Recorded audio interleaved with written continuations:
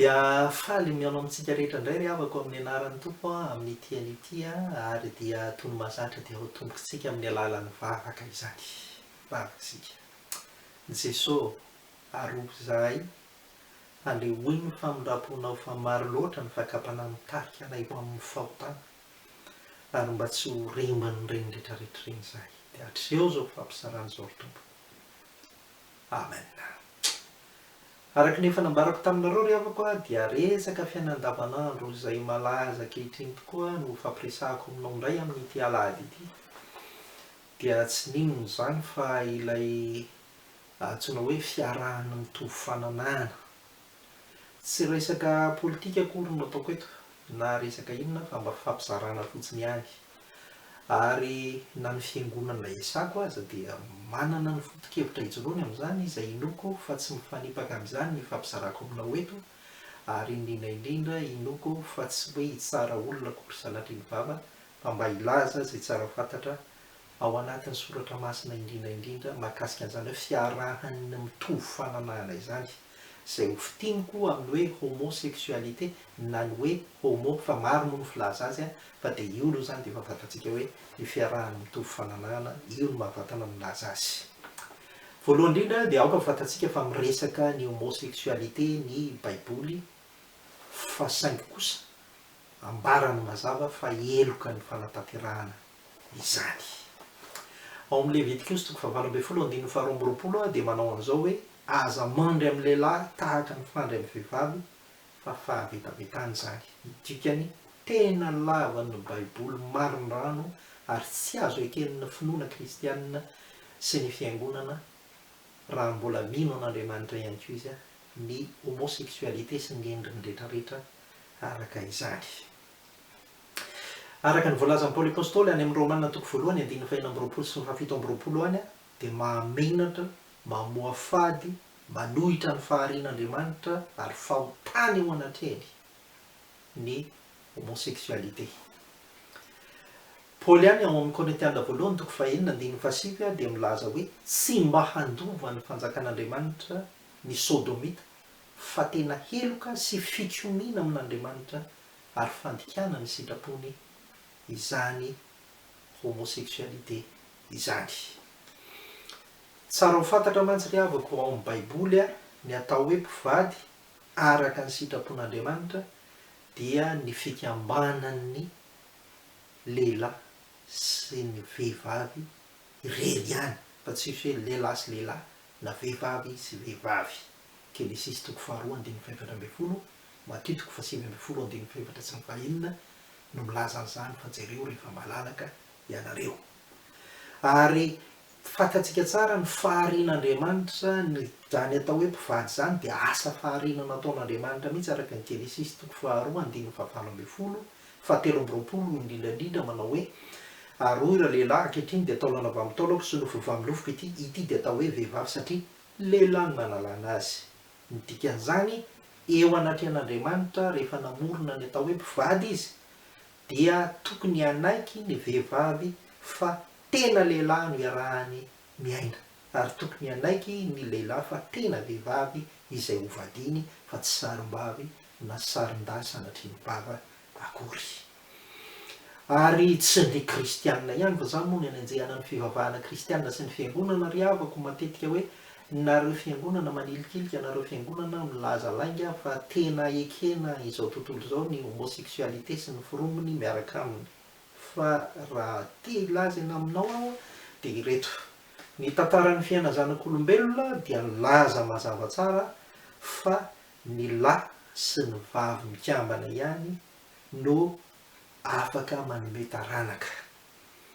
Ny fikarohana psikolojika eran-tany dia manantitra fa ny lahy sy ny vehivavy ihany no afaka mifameno ara-pihetseha-po eo amin'ny fiainana. Ny sosiolojia na ny fiarahamonina dia manizingizina fa ny fiarahamonina lahy sy ny vavy ihany no azo antoka fa hanabe ny zanany ary ivelarany zanany eo amin'ny fiainana fa tsy misy hoe lahy sy lahy no mitaiza azy dia mety na vavy sy vavy dia mitaiza azy. Ary ara-tsiansa sy ara-biolojia dia maneho fa ny firaisan'ny lahy sy ny vavy irery ihany no afaka manome taranaka. manaka araka izany. Ary dia fifantatsika tsara ry havako fa ny fanjakana politika dia betsaka ny mandasa any satria marina loatra zany rehetrarehetra zany. Aka ohatra anankiray fotsiny aho, ny filoha zimbabweanina teo aloha Andriamatoa Robert Mugabe, rehefa nandrara mafy dia mafy ny fiarahan'ny mitovy fananana amin'ny fireneny dia nanagadra lehilahy sy lehilahy anankiray niara-monina ka nihevitra azo mpivady. Ary dia izao no nataony tamin'ny manam-pahefana, gadrao izy ary rehefa afaka 3 volana dia ataovy ny test de grossesse. Ka raha toa ka mitoejaza ilay lehilahy anankiray dia ho ampiko mandra-pahafatiny izy sy ny zanany. Fa raha toa ka tsy mitoejaza kosa izy dia ny sazy faran'izay enjana indrindra no ombeko azy. Ny dikany ny fahefana politika koa dia manaiky fa tsy marina izany rehetrarehetra izany. Koa ireto ny fomba fiadiny izay manindraindra izany ry havako, satria mila tsara mba ho fantatritsika ihany koa izany. Manaiky izy fa nisy ny fiangonana ary vonona hiara-monina amin'ny fiangonana izy dia mety ho latsa-danja anatin'izany antsika. Lazainy fa tsy manankorontana ny hafa ny fiarahany fa manaja izy. Ary dia mamafy vola be izy anampiana ny fahefana mba hakatoa azy sy hanamarina ny fisiny. Ary dia lazainy fa mitovy lanja ny fisian'ny fanambadian'ny homo sy ny fanambadiana tena araka ny sitrapon'Andriamanitra dia ny hetero na ny lahy sy ny vavy izany.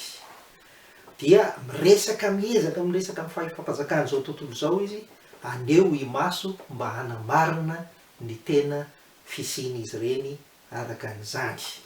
Ary dia miaro tena mafy izy satria fantany fa tsy azo arovana ny zavatra ataony. Ka ireto ny tokony ataon'ny fiangonana, satria isika fiangonana dia tsy mahazo mijery fotsiny izany endrika sy fomba izany satria fahotana izany. Ny fiangonana dia tokony hanameloka amin'ny herin'ny rehetra ao anatin'ny fifanajana ny fisian'izany fombafomba izany sy ny homosexualité sy ny tranga mifamatotra aminy. Ny fiangonana dia tokony mitory ny famindrapon'Andriamanitra ao amin'ny Kristy amin'ny alalan'ny fibebahana ka miantso izay olona tafalatsaka ny anatin'izany mba hibebaka. Tsarovy ry fiangonana fa Andriamanitra tsy manilika ny mpanota, tsy manilika zany izay olona tonga sy tafalatsaka ny anatin'ireny ary tsy mankala an'izany, fa raisiny rehefa miverina sy mibebaka ho aminy. Fa ny tsy tian'Andriamanitra sy halan'Andriamanitra dia ny fombafomba ataony izay tena fahotana dia ny homosexualité izay iainany izany. Ary aoka ho matotra ny fiangonana ka tsy voatambotambiny ny resaka vola sy ny tombontsoa ka andeha handany sitrapon'Andriamanitra izay antom-pisiny. Zava-doza ho an'ny zanatsika ny homosexualité ry havako, satria zavatra fiarahamonina zany ary araha-miaina amin'ny firenena maro. Ka ireto mba tokony misy ataon'ny ray aman-dreny manokana. Aoka isika hampianatra ny zanatsika ny mety sy ny tsy mety mahakasika ny fanambadiana sy ny fitiavana. Ary aoka ny ray aman-dreny hanome fanabeazana manindraindra ny mahalahy sy ny mahavavy izay mifameno eo amin'ny fiainana. Ampirisiho handeha hivavaka sy ho any am-piangonana ka halala ny sitrapon'Andriamanitra ny zanatsika. Ampitandremo ny zanatsika amin'ny naman-dratsy izay misarika ho any amin'ny fahakam-panahy, ary indrindraindrindra tandremo fa esory any anaty fikambanana tsy azo antoka sy tsy dia mazava loatra ny zanatsika. Tsarovy fa ny fanatrehana sy ny fiatrehana n'ireny karazan'ny homosexualité ireny ry havako dia tsy zava-mora fa maro no manjoantsika.